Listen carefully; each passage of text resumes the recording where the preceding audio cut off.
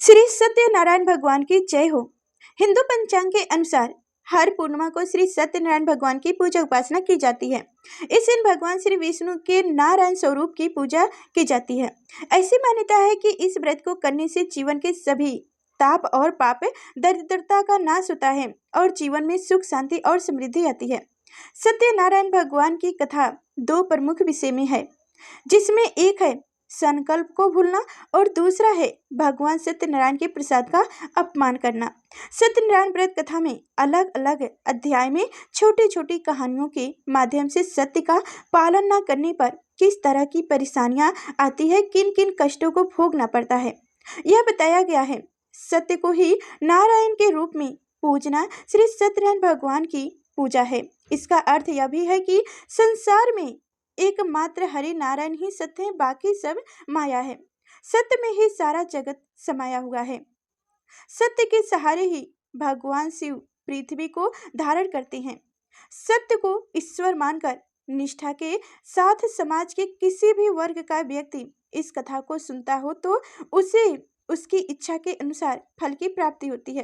तो प्रिय भक्तजनों, आज पूर्णिमा के इस शुभ अवसर पे हम सभी भक्तजन मिलकर श्री सत्यनारायण भगवान की इस दिव्य कथा का रसपान करते हैं। आप सभी अपने मन में भगवान सत्यनारायण का ध्यान करके इस कथा को पूरा अवश्य सुनिएगा। एक बार प्रेम से बोलिए श्री सत्यनारायण भगवान की जय हो। एक समय की बात है, निवर्ष तीर्थ में सैनिका आदि 28,000 ऋषियों ने श्री सूत जी से पूछे, हे प्रभु, इस कली काल वेद विधा रहित मनुष्यों को प्रभु भक्ति किस प्रकार मिल सकती है तथा उनका उद्धार कैसे होगा? हे मुनि श्रेष्ठ, कोई ऐसा तब बताइए जिससे थोड़ी समय में ही पुण्य मिले और मनोवांछित फल भी मिल जाए। इस प्रकार की कथा हम सुनने की इच्छा रखते हैं। सर्व शास्त्रों के ज्ञाता सूत जी बोले, हे विष्णवी, मैं पूज्य आप सभी ने प्राणियों के हित की बात पूछी है, इसलिए मैं एक ऐसे श्रेष्ठ व्रत को आप लोगों को बताऊंगा जिसे नारद जी ने लक्ष्मी नारायण जी से पूछा था और लक्ष्मीपति ने मुनि नारद जी से कहा था। आप सब इसे ध्यान से सुनो। एक समय की बात है, योगी राज नारद जी दूसरे के हित की इच्छा के लिए अनेकों लोकों में घूमते हुए मृत लोक में आ पहुंचे। वहां उन्होंने अनेक योनियों में जन्मे प्राणी सभी मनुष्यों को अपने कर्मों द्वारा अनेकों दुखों से पीड़ित देखा। उनका दुख देख नारद जी सोचने लगे कि कैसे अंत किया जाए, जिनके करने से निश्चित रूप से मानव के दुखों का अंत हो जाए। इसी विचार पर मनन करते हुए वह विष्णु लोक में गए। वहां वह देव के ईश्वर भगवान नारायण की स्तुति करने लगे, जिनके हाथों में शंख चक्र गदा और पद्म थे, गले में वरमाला पहने हुए थे। स्तुति करते हुए नारद जी बोले, हे भगवान, आप अत्यंत शक्ति से संपन्न हैं, मन तथा बारी भी आपको नहीं पा सकती। आपका आदि मध्य तथा अंत नहीं है। निर्गुण स्वरूपा सृष्टि के कारण भक्तों को दुख को दूर करने वाले आपको मेरा नमस्कार है। नारद जी की स्तुति सुनकर विष्णु भगवान बोले, हे मुनि श्रेष्ठ, आपके मन में क्या बात है? आप किस काम के लिए पधारे हैं, उसे निसंकोच कहो। इस पर नारद मुनि बोले, हे मृतलोक में मैंने अनेक योनियों में जन्मे मानुष को अपने कर्मों के द्वारा अनेकों दुखों से दुखी देख रहा हूँ। हे नाथ, आप मुझ पर दया रखते हो तो बताइए कि ओ मानुष थोड़ी प्रयास से ही अपने दुखों से कैसे छुटकारा पा सकते हैं। श्री हरि बोले, हे नारद, मनुष्यों की भलाई के लिए तुमने बहुत अच्छी बात पूछी है। जिनके करने से मानुष मोह से छूट जाता है, वह बात कहता हूँ, उसे सुनो। स्वर्गलोक एवं मृतलोक दोनों में एक दुर्लभ उत्तम व्रत है जो पुण्य देने वाला है। आज प्रेमवश होकर मैं उसे तुमसे कहता हूँ। श्री सत्यनारायण भगवान का यह व्रत अच्छी तरह विधि पूर्वक करके मनुष्य तुरंत ही यहाँ सुख भोग कर मरने पर मोक्ष पाता है। श्री हरि के वचन सुनकर नारद जी बोले कि उस व्रत का फल क्या है और उसका विधान क्या है? यह व्रत किसने किया था? इस व्रत को किस दिन करना चाहिए? सभी कुछ विस्तार से बताइए। नारद जी की बात सुनकर श्रीहरि बोले, दुख एवं शोक को दूर करने वाला यह व्रत सभी स्थानों पर विजय दिलाने वाला है। मानव को भक्ति एवं श्रद्धा के साथ शाम को श्री सत्यनारायण की पूजा धर्म प्रेरा होकर ब्राह्मणों एवं बंधुओं के साथ करनी चाहिए। भक्ति भाव से ही निवेद्य केले का फल, घी, दूध और गेहूं का आटा सवाई लें। गेहूं के स्थान पर साठी का आटा, शक्कर तथा गुड़ लेकर उन सभी भक्ष्य योग्य पदार्थों को मिलाकर भगवान का भोग लगाएं। ब्राह्मणों सहित बंधुओं भाइयों को भी भोजन कराएं। इसके बाद स्वयं भोजन करें। भजन कीर्तन के साथ भगवान की भक्ति में लीन हो जाएं। इस तरह से सत्यनारायण भगवान का यह व्रत करने पर मानुष की सारी इच्छाएं निश्चित रूप से पूरी होती है। इस कली काल अर्थात कलयुग में मृत लोक में मोक्ष का यही एक सरल उपाय बताया गया है। इस तरह से श्री सत्यनारायण व्रत कथा का पहला अध्याय संपन्न हुआ। श्रीमन नारायण नारायण नारायण, भजमन नारायण नारायण नारायण। श्री सत्यनारायण भगवान की जय हो। श्री कृष्ण गोविंद हरे मुरारी, हे नाथ नारायण वासुदेव। तो अब सुनिए दूसरी अध्याय कथा। सूत जी बोले, हे ऋषियों, जिसने पहले समय में इस व्रत को किया था उसका इतिहास कहता हूँ, ध्यान से सुनो। सुंदर काशीपुरी नगर में एक अत्यंत निर्धन ब्राह्मण था। भूख प्यास से परेशान वह धरती पर घूमता रहता था। ब्राह्मणों से प्रेम करने वाले भगवान ने एक दिन ब्राह्मण का वेश धारण कर उनके पास जाकर पूछे, हे विप्र, नित्य दुखी होकर तुम पृथ्वी पर क्यों घूमते रहते हो? दिन ब्राह्मण बोले, मैं निर्धन ब्राह्मण हूँ, भिक्षा के लिए धरती पर घूमता हूँ। हे भगवान, यदि आप इसका कोई उपाय जानते हो तो बताइए। वृद्धा ब्राह्मण कहते हैं कि सत्यनारायण भगवान मनवांछित फल देने वाले हैं, इसलिए तुम उनका पूजन करो। इसे करने से मानुष सभी दुखों से मुक्त हो जाते हैं। वृद्धा ब्राह्मण बनकर आए सत्यनारायण भगवान उस निर्धन ब्राह्मण को व्रत का सारा विधान बताकर अंतर्ध्यान हो गए। ब्राह्मण मन ही मन सोचने लगे कि जिस व्रत को वृद्धा ब्राह्मण करने को कह गए हैं, मैं उसे जरूर करूंगा। यह निश्चित करने के बाद उसे रात में नींद नहीं आई। वह सवेरे उठकर सत्यनारायण भगवान के व्रत का निर्णय कर भिक्षा के लिए चला गया। उस दिन निर्धन ब्राह्मण को भिक्षा में बहुत धन मिला, जिससे उसने बंधुओं भाइयों के साथ मिलकर श्री सत्यनारायण भगवान का व्रत संपन्न किया।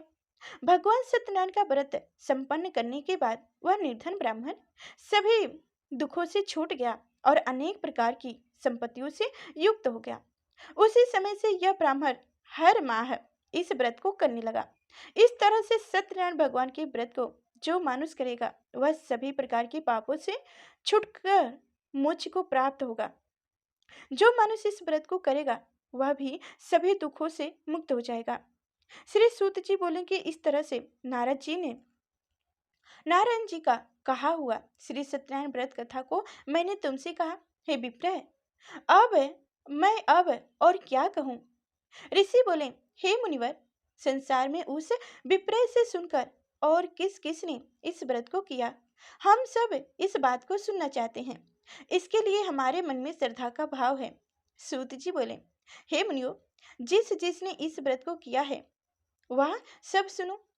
एक समय वही विप्र धन एवं यश के अनुसार अपने बंधु भाइयों के साथ इस व्रत को करने को तैयार हुआ। उसी समय एक लकड़ी बेचने वाला बूढ़ा आदमी आया और लकड़ियां बाहर रखकर अंदर ब्राह्मण के घर में गया। प्यास से दुखी हुआ लकड़हारा उनके व्रत को देखकर विप्र को नमस्कार कर पूछने लगा कि आप यह क्या कर रहे हो तथा इसे करने से क्या फल मिलेगा, कृपया मुझे भी बताइए। ब्राह्मण ने कहा कि सब मनोकामनाओं को पूर्ण करने वाला है सत्यनारायण भगवान का व्रत है। इनकी कृपा से ही मेरे घर में धन निधान आदि की वृद्धि हुई है। विप्र से सत्यनारायण व्रत के बारे में जानकर लकड़हारा बहुत प्रसन्न हुआ। चना अमृत लेकर प्रसाद खाने के बाद वह अपने घर को गया। लकड़हारे ने अपने मन में संकल्प किया कि आज लकड़ी बेचने से जो धन मिलेगा उसी से श्री सत्यनारायण भगवान का उत्तम व्रत करूंगा। मन में इस विचार को ले बूढ़ा आदमी सिर पर लकड़ियां रखकर उस नगर में बेचने गया जहां धनी लोग ज्यादा रहते थे। उस नगर में उसे अपनी लकड़ी का दाम पहले से 4 गुना अधिक मिलता है। बूढ़ा प्रसन्नता के साथ दाम लेकर केले, शक्कर, घी, दूध, दही और गेहूं का आटा ले आता है और सत्यनारायण भगवान के व्रत की अन्य सामग्री लेकर अपने घर गया। वहां उसने अपने बंधुओं भाइयों को बुलाकर विधि विधान से सत्यनारायण भगवान का पूजन और व्रत किया। इस व्रत के प्रभाव से वह बूढ़ा लकड़हारा धन पुत्र आदि से युक्त होकर संसार के समस्त सुख भोगकर अंत काल में बैकुंठ धाम चला गया। इस तरह से श्री सत्यनारायण व्रत कथा का दूसरा अध्याय संपन्न हुआ। श्रीमन नारायण नारायण नारायण भजमन नारायण नारायण नारायण। श्री सत्यनारायण भगवान की जय हो। श्री कृष्ण गोविंद हरे मुरारी, हे नाथ नारायण वासुदेवा। तो अब तीसरा अध्याय कथा सुनिए। सूत जी बोले, हे श्रेष्ठ मुनियों, अब आगे की कथा कहता हूँ। पहले समय में उल्खा मुख नाम का एक बुद्धिमान राजा था। वह सत्यवक्त और जितेंद्रिय था। प्रतिदिन देव स्थानों पर जाता और निर्धनों को दान देकर उनकी कष्ट दूर करता था। उसकी पत्नी कमल के समान मुख वाली तथा सती साध्वी थी। भद्रशील नदी के तट पर उन दोनों ने श्री सत्यनारायण भगवान का व्रत किया। उसी समय साधु नाम का एक वैश्य आया। उनके पास व्यापार करने के लिए बहुत सा धन भी था। राजा को व्रत करते देखकर वह विनय के साथ पूछने लगा, हे राजन, भक्ति भाव से पूर्ण होकर आप यह क्या कर रहे हो? मैं सुनने की इच्छा रखता हूँ, तो आप मुझे बताइए। राजा बोले, हे साधु, अपनी बंधुओं भाइयों के साथ पुत्र आदि की प्राप्ति के लिए एक महाशक्तिमान श्री सत्यनारायण भगवान का व्रत एवं पूजन कर रहा हूँ। राजा के वचन सुनकर साधु अंदर से बोले, हे राजन, मुझे इस व्रत का सारा विधान कहिए। आपके कथानुसार मैं भी इस व्रत को करूंगा। मेरी भी संतान नहीं है और इस व्रत को करने से निश्चित रूप से मुझे संतान की प्राप्ति होगी। राजा से व्रत का सारा विधान सुनकर व्यापार से निर्वित हो वह अपने घर गया। साधु वेश ने अपनी पत्नी को संतान देने वाले इस व्रत का वर्णन कह सुनाया और कहा कि जब मेरी संतान होगी तब मैं भी इस व्रत को करूंगा। साधु ने इस तरह के वचन अपनी पत्नी लीलावती से कहे। एक दिन लीलावती पति के साथ आनंदित होकर संसारिक धर्म में प्रवृत्त होकर सत्यनारायण भगवान की कृपा से गर्भवती हो गई। 10वें महीने में उनके गर्भ से एक सुंदर कन्या ने जन्म लिया। दिनों दिन वह ऐसे बढ़ने लगी जैसे कि शुक्ल पक्ष का चंद्रमा बढ़ता है। माता पिता ने अपनी कन्या का नाम कलावती रखा। एक दिन लीलावती ने मीठे शब्दों में अपने पति को याद दिलाया कि आपने सत्यनारायण भगवान के जिस व्रत को करने का संकल्प किया था उसे करने का समय आ गया है। आप इस व्रत को करिए। साधु बोले कि हे प्रिय, इस व्रत को मैं इनके विवाह पर करूंगा। इस प्रकार अपनी पत्नी को आश्रवण देकर वह नगर को चला गया। कलावती पिता के घर में रह दिनों दिन बढ़ने लगी। साधु ने एक बार नगर में अपनी पत्नी को जैसे कि कहा जाता है कि अपनी पत्नी को बताया कि हमारी कन्या विवाह के योग्य हो गई है और उनका विवाह कर देना चाहिए। तो तुरंत ही दूत को बुलाया और कहा कि मेरी कन्या के योग्य वर देख कर आओ। साधु की बात सुनकर दूत कंचन नगर में पहुंचा और वहां देखभाल कर लड़की के सुयोग्य वर एक पुत्र ले आया। सुयोग्य लड़की को देख साधु ने बंधु भाइयों को बुलाकर अपनी पुत्री का विवाह कर दिया। लेकिन दुर्भाग्य की बात एक ही, साधु ने अभी भी श्री सत्यनारायण भगवान का व्रत नहीं किया। इस पर श्री भगवान क्रोधित हो गए और श्राप दिए कि साधु को अत्यधिक दुख मिले। अपने कार्य में कुशल साधु बनिया जमाई को लेकर समुद्र के पास स्थित होकर रत्नपुर सा नगर में गया। वहां जाकर दामाद ससुर दोनों मिलकर चंद्रकेतु राजा के नगर में व्यापार करने लगे। एक दिन भगवान सत्यनारायण की माया से एक चोर राजा का धन चुराकर भाग रहा था। उसने राजा के सिपाहियों को अपना पीछा करते देख चुराया हुआ धन वहीं रख दिया जहां साधु अपनी जमाई के साथ ठहरे हुए थे। राजा के सिपाहियों ने साधु वेश्य के पास राजा का धन पड़ा देखा तो वह ससुर जमाई दोनों को बंदी बनाकर प्रसन्नता से राजा के पास ले गए और कहा कि इन दोनों चोरों को हम पकड़ लाए हैं, आप आगे की कार्यवाही की आज्ञा दें। राजा के आज्ञा अनुसार उन दोनों को कठिन कारावास में डाल दिया गया और उनका सारा धन भी उनसे छीन लिया गया। श्री सत्यनारायण भगवान के श्राप से साधु की पत्नी भी बहुत दुखी हुई। घर में जो धन रखा था उसे चोर चुरा ले गए। शारीरिक शारीरिक तथा मानसिक पीड़ा एवं भूख प्यास से अति दुखी अन्न की चिंता में कलावती एक ब्राह्मण के घर गई। वहां उसने श्री सत्यनारायण भगवान का व्रत होते देखा, फिर कथा भी सुनी। वह प्रसाद ग्रहण कर रात्र को घर वापस आई। माता ने कलावती से पूछी कि हे पुत्री, अब तक तुम कहाँ थी? तेरे मन में क्या है? कलावती ने अपनी माता से कहा, हे माता, मैंने एक ब्राह्मण के घर में श्री सत्यनारायण भगवान का व्रत देखा है। कन्या के वचन सुनकर लीलावती भगवान के पूजन की तैयारी करने लगी। लीलावती ने परिवार एवं बंधुओं सहित सत्यनारायण भगवान का पूजन किया और उसने वरदान मांगा कि मेरे पति तथा जमाई शीघ्र घर आ जाए। साथ ही यह भी प्रार्थना की कि हम सबका अपराध क्षमा करें। श्री सत्यनारायण भगवान इस व्रत से संतुष्ट हो गए और राजा चंद्रकेतु को स्वप्न में दर्शन देकर कहे, हे राजन, तुम उन दोनों वेश्यों को छोड़ दो और तुमने उनका जो धन लिया है उसे वापस कर दो। अगर तुमने ऐसा नहीं किया तो मैं तुम्हारा धन, राज्य एवं संतान सभी को नष्ट कर दूंगा। राजा को यह सब कहकर भगवान अंतर ध्यान हो गए। प्राप्त काल सभा में राजा ने अपना सपना सुनाया, फिर बोले कि वरिक पुत्रों को कैद से मुक्त कर सभा में लाओ। दोनों ने आते ही राजा को प्रणाम किया।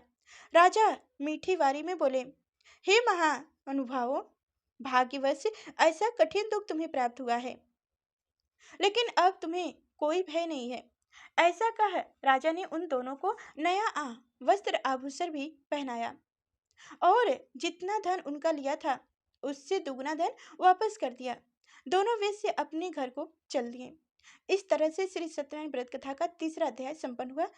श्रीमन नारायण नारायण नारायण, भजमन नारायण नारायण नारायण। श्री सत्यनारायण भगवान की जय हो। श्री कृष्ण गोविंद हरि मुरारी, हे नाथ नारायण वासुदेव। तो अब सुनिए चौथी अध्याय कथा। सूत जी बोले, वेश ने मंगलचारी कर अपनी यात्रा प्रारंभ की और अपने नगर की ओर चल दिया। उनके थोड़ी दूर जाने पर एक डंडे वेशधारी श्री सत्यनारायण ने उनसे पूछे, हे साधु, तेरे नाव में क्या है? अभी वरिक हंसता हुआ बोला, हे डंडी, आप क्यों पूछ रहे हो? क्या धन लेने की इच्छा है?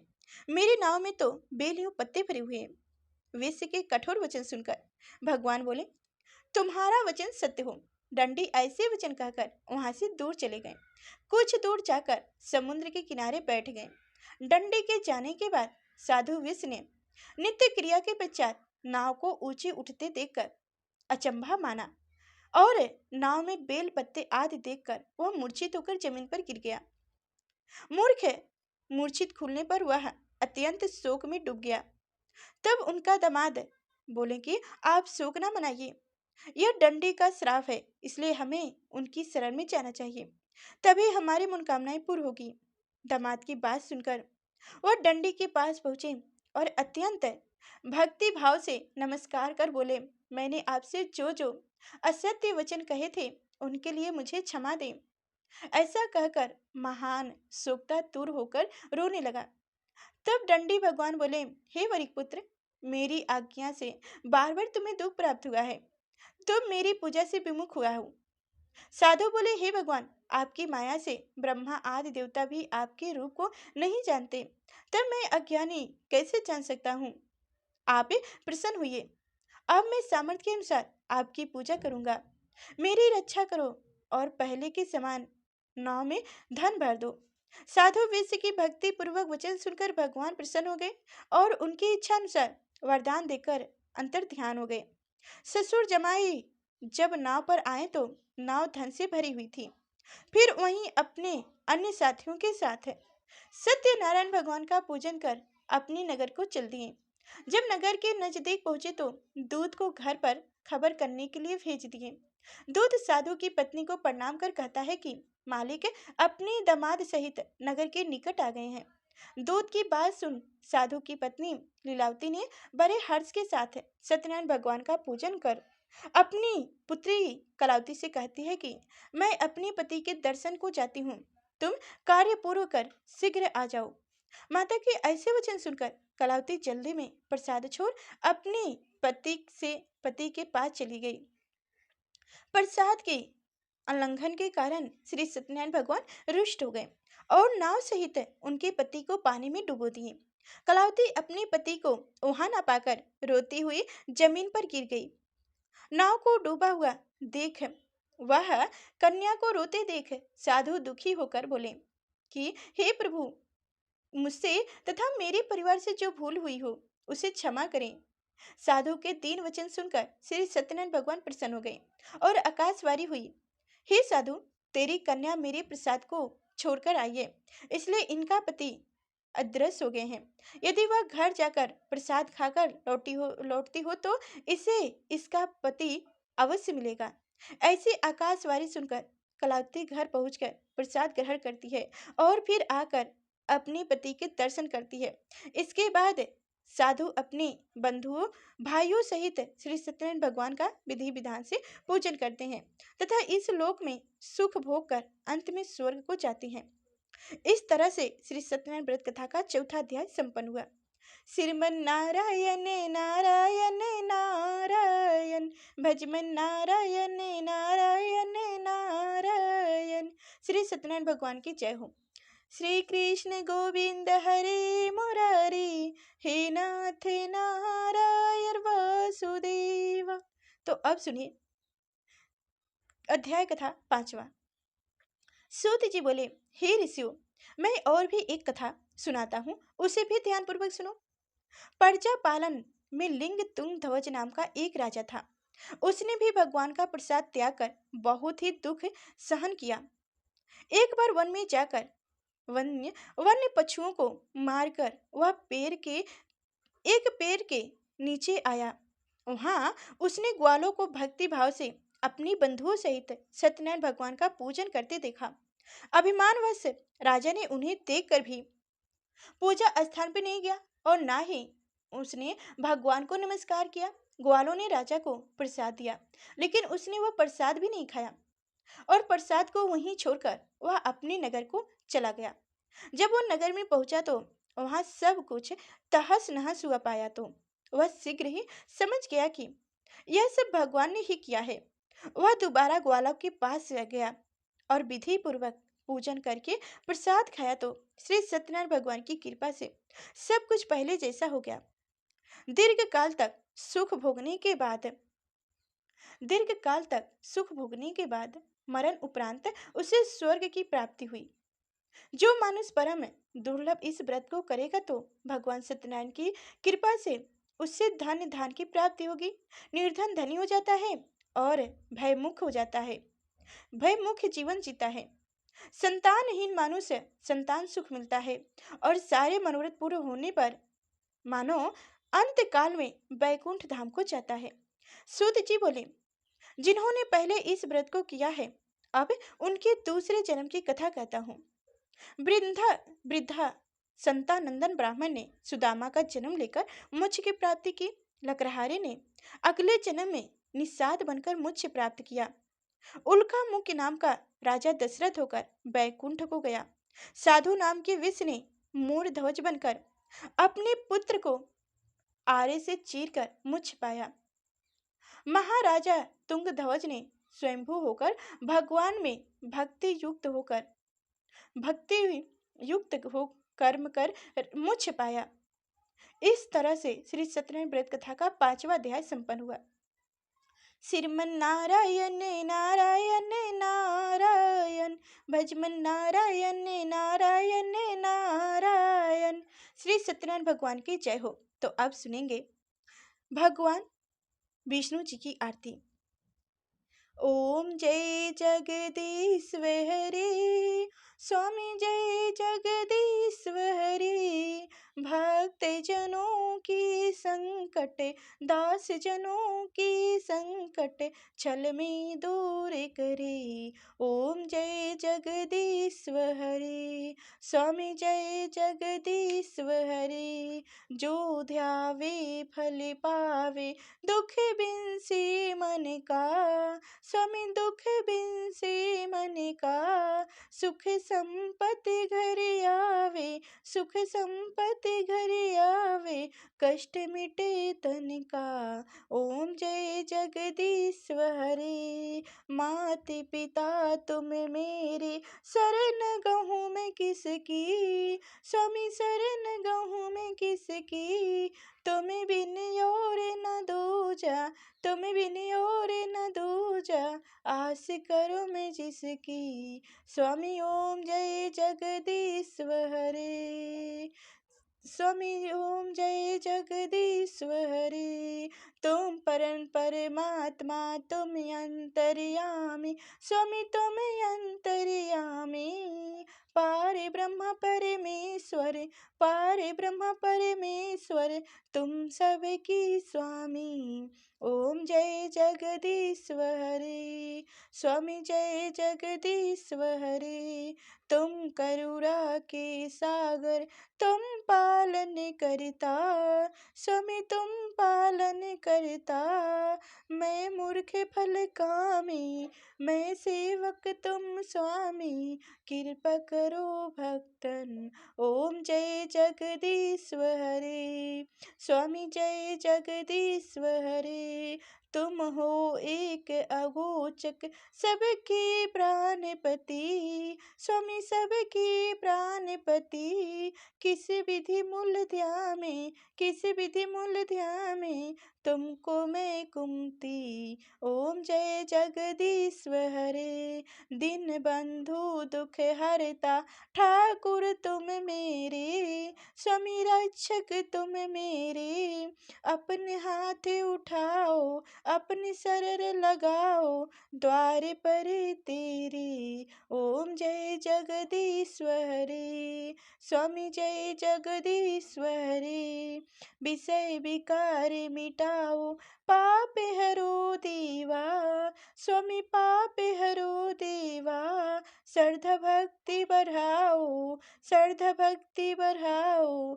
संतन की सेवा। ओम जय जगदीश्वर हरे, स्वामी जय जगदीश्वर हरे, भक्त जनों के संकट, दास जनों के संकट, छल में दूर करे, स्वामी ओम जय जगदीश्वर हरे, स्वामी ओम जय जगदीश्वर हरे।